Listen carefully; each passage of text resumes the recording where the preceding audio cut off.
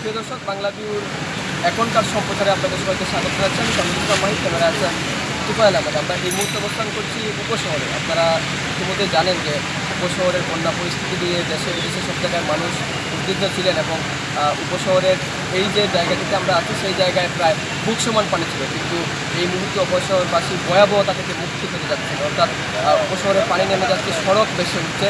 সব মিলিয়ে সিলেটের উপশহরের যে বন্যার যে সার্বিক পরিস্থিতি উন্নতি হচ্ছেই বলা যায়। আমি যদি একটু আপনাদেরকে দেখানোর চেষ্টা করি, উপশহরের ই ব্লকের 1 নম্বর রোড, সেটির ভেতরে কিন্তু যাওয়াটা কিন্তু অনেকটা দুঃস্বপ্নের মধ্যে ছিল গত 2 দিন আগে, কিন্তু এই মুহূর্তে পানি একেবারেই নেই, পানি নেমে গেছে এবং বিদ্যুৎ সরবরাহ সচলের চেষ্টা চালানো হচ্ছে। গতকাল সিলেটের যে সিটি কর্পোরেশনের মেয়র আরিফুল হক চৌধুরী এবং সেনাবাহিনীর মেজর মুক্তাদির যেমনটি সংবাদ সম্মেলন করে বলেছেন যে উপশহরে দ্রুতই কিন্তু বিদ্যুৎ সরবরাহ চালু করা হবে।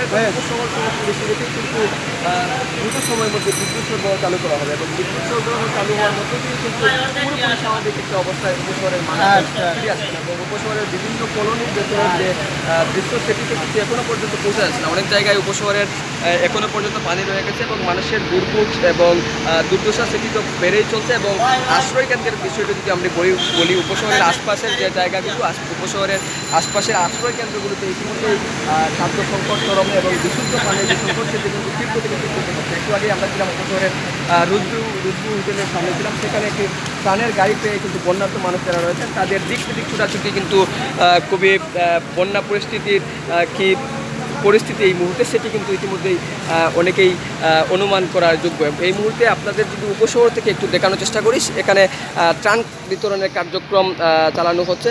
অর্থাৎ এখান থেকে ত্রাণ নিয়ে সিলেটের বিভিন্ন জায়গায় বিতরণ করা হবে এবং এই দৃশ্য কিন্তু সিলেটের এখন সব জায়গায়, কারণ সব জায়গায় কিন্তু মানুষজন চুপকে আছেন। বিশেষ করে সিলেটের বা সিলেটবাসী যারা বন্যা কবলিত হয়ে আছেন, বিশেষ করে সিলেট বিভাগের প্রায় 40 লাখের মতো মানুষ পানিবন্দী রয়েছেন। এই 40 লাখ মানুষের ক্ষুধার যন্ত্রণা মেটাতে এবং তাদের পাশে এসে দাঁড়াতে কিন্তু দেশের বিভিন্ন জায়গা থেকে বিদ্যমান মানুষ, সামাজিক সাংস্কৃতিক সংগঠন ইতিমধ্যে কিন্তু পাশে এসে দাঁড়িয়েছে। বিশেষ করে সরকারের বিভিন্ন সংস্থা ইতিমধ্যেই কিন্তু তাদের ত্রাণ তৎপরতা অব্যাহত রেখেছে। সেনাবাহিনী কাজ করছে, নৌবাহিনী যুক্ত হয়ে খালি কিন্তু প্রধানমন্ত্রী শেখ হাসিনা সিলেট সফর করে গেছেন এবং সিলেট সফরকালে তিনি স্থানীয় প্রশাসন এবং স্থানীয় আওয়ামী লীগ নেতৃবৃন্দের সঙ্গে কথা বলেছেন। তারপরে কিন্তু সিলেট হযরত শাহজালাল রহমতুল্লাহ মাজার জিয়ারতের মধ্য দিয়ে কিন্তু তিনি সিলেট ত্যাগ করেছেন এবং সিলেটে অবস্থানকালে প্রধানমন্ত্রী শেখ হাসিনা যেমনটি জানিয়েছেন যে সরকারের পর্যাপ্ত পরিমাণ ত্রাণ মজুদ আছে এবং বন্যার্ত মানুষের পাশে বর্তমান সরকার সবসময় কাজ করে যাচ্ছে। এবং অপরদিকে আপনাদেরকে যদি সার্বিক বন্যা পরিস্থিতির চিত্র বলে, সকাল থেকেই কিন্তু সিলেটের আকাশ উজ্জ্বল আকাশ এবং গত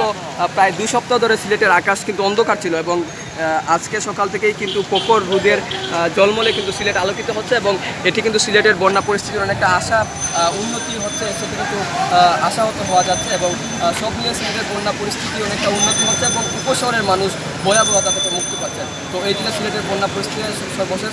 নিশ্চয়ই আমরা পরবর্তী আপডেট দিয়ে বন্যার অন্য কোনো জায়গা থেকে আপনাদের সঙ্গে আবারও যুক্ত হতে করে ভালো থাকুন, সুস্থ থাকুন, নিরাপদে থাকুন।